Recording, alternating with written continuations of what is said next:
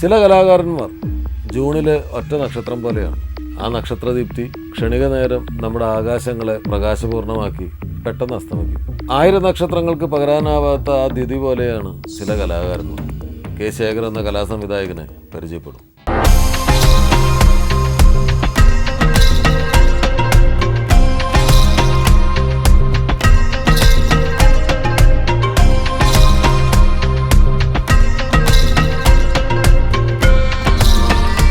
സിനിമയുടെ പിന്നണിയിൽ പ്രവർത്തിക്കുന്നവരിൽ പ്രേക്ഷകർ ശ്രദ്ധിക്കുന്ന പേരുകളുടെ കൂട്ടത്തിൽ വളരെ അപൂർവമായിട്ടാണ് കലാസംവിധായകൻ്റെ പേര് വരാറ്. വളരെ മുമ്പ് എസ് കോന്നനാട്ട് എന്ന കലാസംവിധായകൻ അത്തരത്തിൽ അറിയപ്പെട്ടിരുന്ന ഒരാളായിരുന്നു.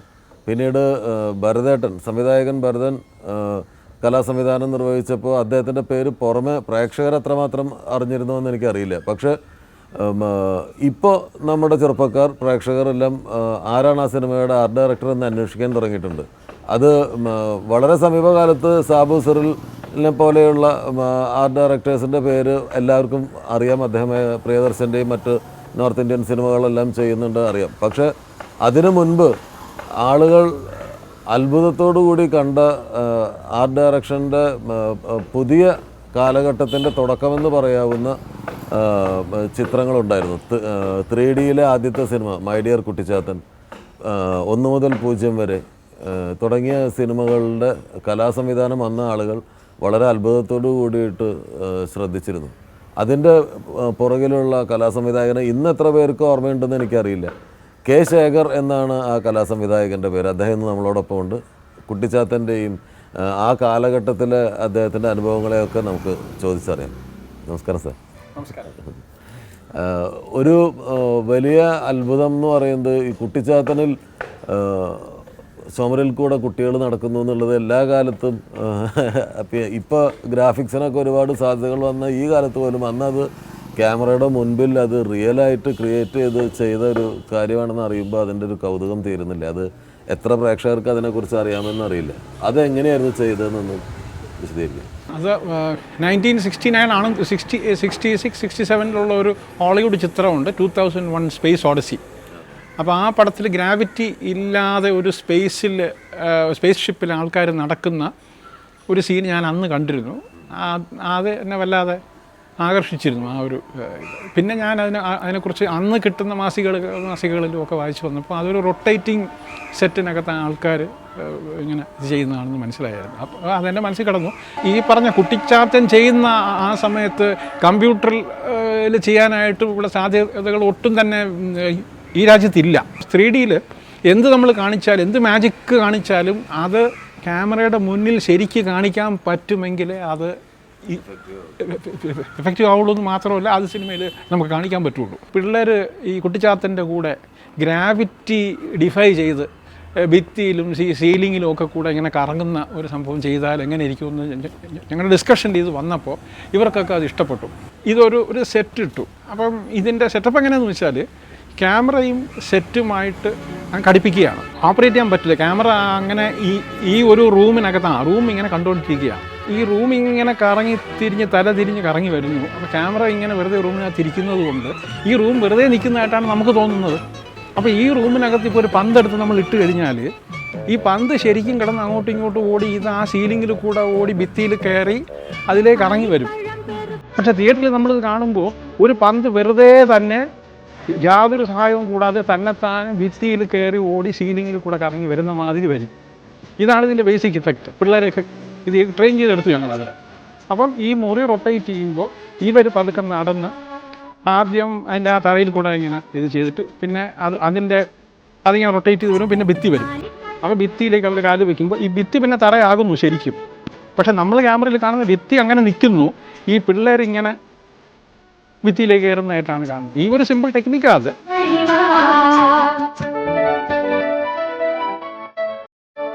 റൊട്ടേറ്റ് സെറ്റിൻ്റെ ഷൂട്ടിംഗ് നടക്കുമ്പോൾ ഇതിൻ്റെ റിസൾട്ട് എന്താണെന്ന് അറിയാവുന്ന ചുരുക്കം അടങ്ങുന്നൊരു സംഘത്തിൽ ഞാനും ഉണ്ടായിരുന്നു. അത് ശേഖരനും ജിജോയും മാത്രമാണത് കൺസീവ് ചെയ്തിരിക്കുന്നത്.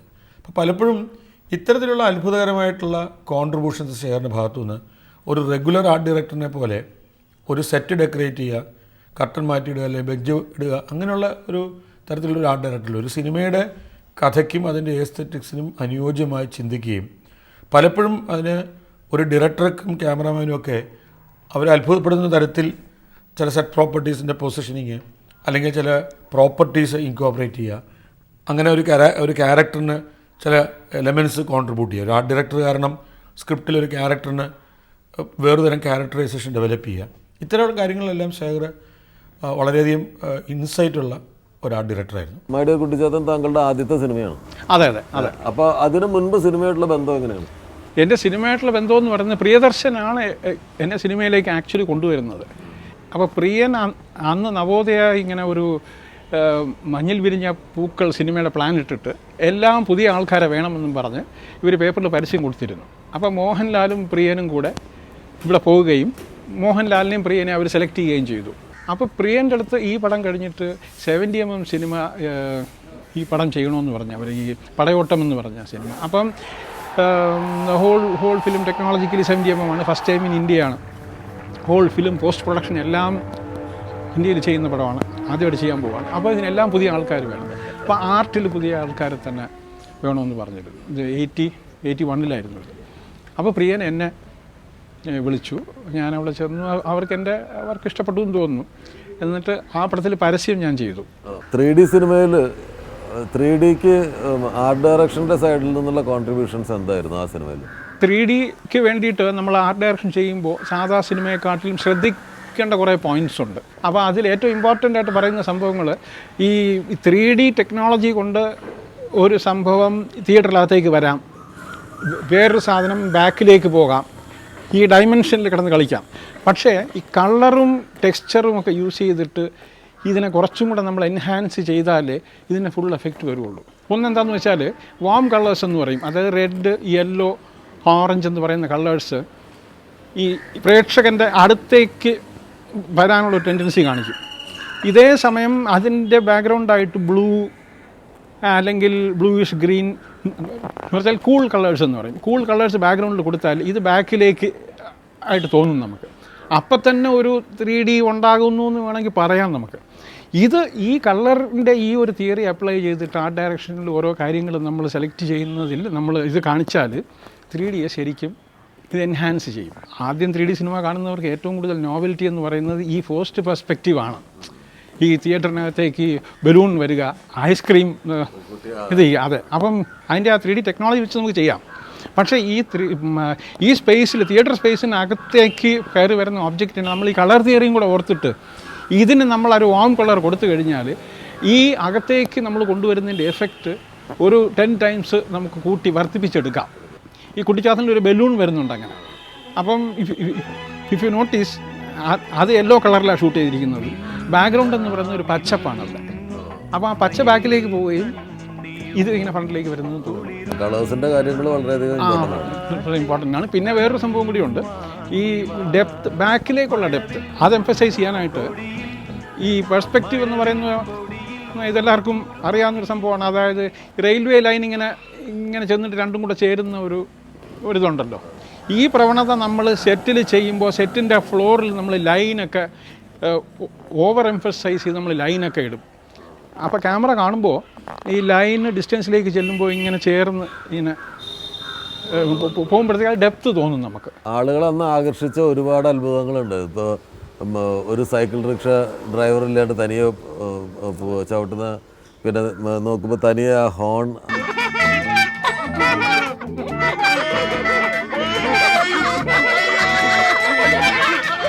ഈ സൈക്കിൾ റിക്ഷ എന്ന് പറയുന്നതിൽ ഈ സാധാരണ മാജിക്കുകാർ ഉപയോഗിക്കുന്ന പല ടെക്നോളജിയും നമ്മൾ ഉപയോഗിച്ചിട്ടുണ്ട്. ഇതിനകത്ത് ഇപ്പം 4 പിള്ളേരുണ്ട്. പക്ഷേ ഇവരുടെ സീറ്റ് എന്ന് പറയുന്നത് അതിൻ്റെ പിന്നിലൊരാളുണ്ട്. ഈ സീറ്റിൽ ഒരു ഹോൾ ഇട്ടിട്ട് ഈ പുള്ളിയാണ് ഇതിനകത്തിരുന്നിട്ട് പിന്നെ ഒരു കേബിൾ സിസ്റ്റം ഡിവൈസ് ചെയ്തു ഞങ്ങൾ. കേബിള് ക്യാമറയിൽ കാണത്തില്ല. ആ കേബിളാണ് ശരിക്കും ഇതിൻ്റെ ഹാൻഡിലൊക്കെ തിരിക്കുന്നത്. അത് നമ്മൾ പുറമേ നിന്നുള്ള ഈ എൻജിനീയേഴ്സിൻ്റെ ഒക്കെ സഹായമാണ്. ഒരു നല്ലൊരു ഓട്ടോറിക്ഷ മെക്കാനിക് ഉണ്ടായിരുന്നു. നിങ്ങൾ പറഞ്ഞ ഹോണ് ഒന്നുമില്ല, അതിൻ്റെ അവിടെ നിന്നൊരു ട്യൂബ് കൊണ്ടുവന്നിട്ട് ഒരു കംപ്രസറിലേക്ക് തിരിച്ചങ്ങോട്ട് കൊടുത്തപ്പം ഇതിന് അകത്തുള്ള കാറ്റ് അവൻ അങ്ങ് വെളിയിൽ സക്ക് ചെയ്തെടുത്തു.